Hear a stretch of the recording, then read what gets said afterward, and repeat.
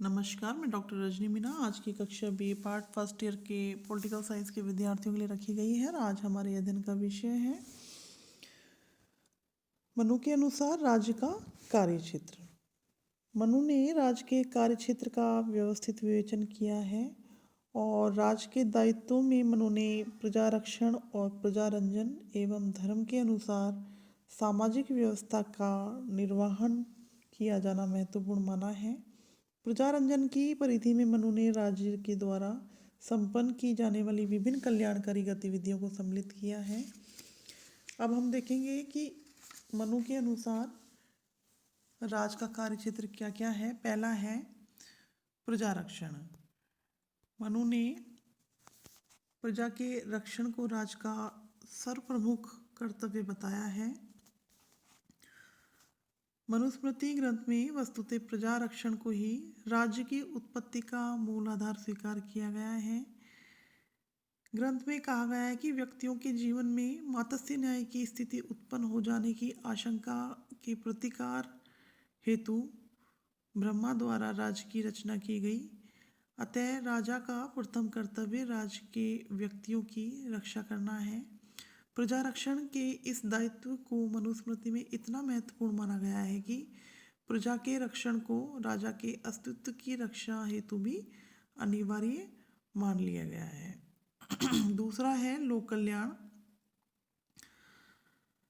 मनुस्मृति में प्रजा पालन को राज्य का महत्वपूर्ण दायित्व माना गया है। मनु ने प्रजा के लिए चारों पुरुषार्थों धर्म अर्थ काम मोक्ष की स्थापना करने को राज्य का महत्वपूर्ण दायित्व माना है। चारों पुरुषार्थों की सिद्धि के राज्य के कर्तव्य की परिधि इतनी व्यापक है कि प्रजा के भौतिक नैतिक और आध्यात्मिक कल्याण के समस्त आयामों को समाहित कर लेती है। मनु ने राज्य का कर्तव्य माना है कि वह अप्राप्त की प्राप्ति और जो प्राप्त है उनका संरक्षण करे और संरक्षण का संवर्धन करे और संवर्धन का सुपात्रों में वितरण करे। मनु ने शासक को परामर्श दिया है कि वह समय समय पर प्रजा के सुख दुख की जानकारी प्राप्त करता रहे। मनु का मानना है कि समाज में विभिन्न वर्गों को आवश्यकता और पात्रता के अनुसार अनुदान देना राज्य का कर्तव्य है। अर्थ तथा व्यवस्था पर नियंत्रण। मनु ने व्यक्ति के जीवन में अर्थ को महत्वपूर्ण स्थान प्रदान किया है और प्रजा की भौतिक तथा आर्थिक उन्नति को सुनिश्चित करना राज्य का प्रमुख कर्तव्य माना है। मनु ने राजा से यह अपेक्षा की है कि वो प्रजा से न्यायपूर्वक कर ग्रहण करे तथा संपत्ति एवं समृद्धि के अन्य साधनों की रक्षा के प्रति प्रजा को आश्वस्त करे। मनु ने व्यापारियों के हितों की रक्षा के प्रति शासक को सतर्क करते हुए उसे यह भी अपेक्षा की है कि वे व्यापारियों तथा प्रजा के प्रति किए जाने वाले आर्थिक अपराधों से प्रजा की रक्षा करे। राज के कर्तव्यों में मनु ने सामाजिक व्यवस्था का निर्वहन और नियमन को भी आवश्यक माना। मनुस्मृति में सामाजिक व्यवस्था का निर्वहन राज का प्रमुख दायित्व के रूप में माना गया है। राज्य से अपेक्षा की गई है कि वह समाज में प्रत्येक वर्ण के सदस्यों द्वारा उसके निर्धारित कर्तव्यों के पालन को सुनिश्चित करे। मनुस्मृति में धर्म को संपूर्ण सामाजिक व्यवस्था का आधार माना गया है और स्वधर्म को पालन को आवश्यक माना गया है। इसी के माध्यम से समाज में धर्म की स्थापना एवं वर्ण व्यवस्था का निर्वहन हो सकेगा। मनु ने राज का यह दायित्व माना है कि वह दंड की बाध्यकारी शक्ति के माध्यम से समाज के समस्त व्यक्तियों को स्वधर्म के पालन हेतु बाध्य करे, जिससे समाज की वर्ण संकरता की रक्षा की जा सके। राज के कार्यक्षेत्र में मनु न्याय की व्यवस्था को भी महत्वपूर्ण मानते हैं।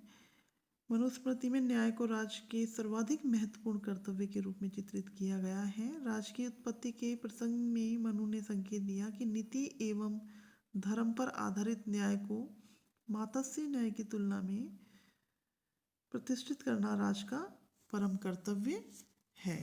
इस प्रकार से न्याय को राज्य के कार्यों में महत्वपूर्ण स्थान दिया गया है।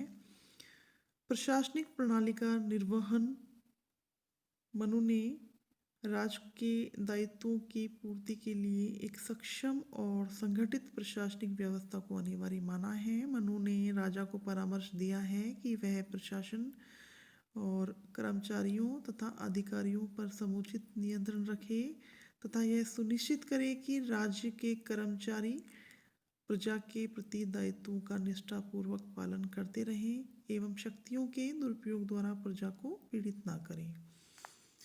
परराष्ट्र संबंधों का निर्वहन भी मनु के अनुसार राज्य का कार्यक्षेत्र है। मनु ने परराष्ट्र संबंधों के विवेकपूर्ण संचालन को राज्य के आवश्यक कार्यों में सम्मिलित किया है। मनु की मान्यता है कि जो अंतर्राज्यीय संबंधों के सतर्कता पूर्वक संचालन द्वारा शासन प्रजा को बाहरी आक्रमण से सुरक्षित रख पाता है। मनु के अनुसार परराष्ट्र संबंधों में शासक युक्ति और विवेक के प्रयोग द्वारा यह सुनिश्चित कर सकता है कि राज्य को अनावश्यक युद्धों में न उलझना पड़े।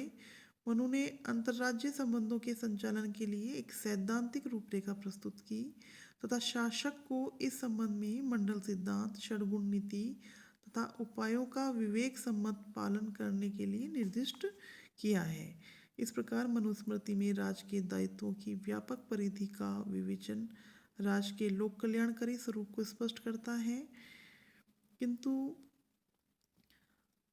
हम यह भी कह सकते हैं कि मनुस्मृति में प्रजा का रक्षा करना और लोक कल्याण करना, अर्थव्यवस्था पर नियंत्रण और सार्वजनिक व्यवस्था का निर्वहन, न्याय व्यवस्था की स्थापना, प्रशासनिक प्रणाली का निर्वहन, परराष्ट्र संबंधों का निर्वहन इत्यादि समस्त तत्वों को सम्मिलित करके एक लोक कल्याणकारी राज्य की स्थापना का संकेत दिया गया है। आज की कक्षा यहीं तक। धन्यवाद।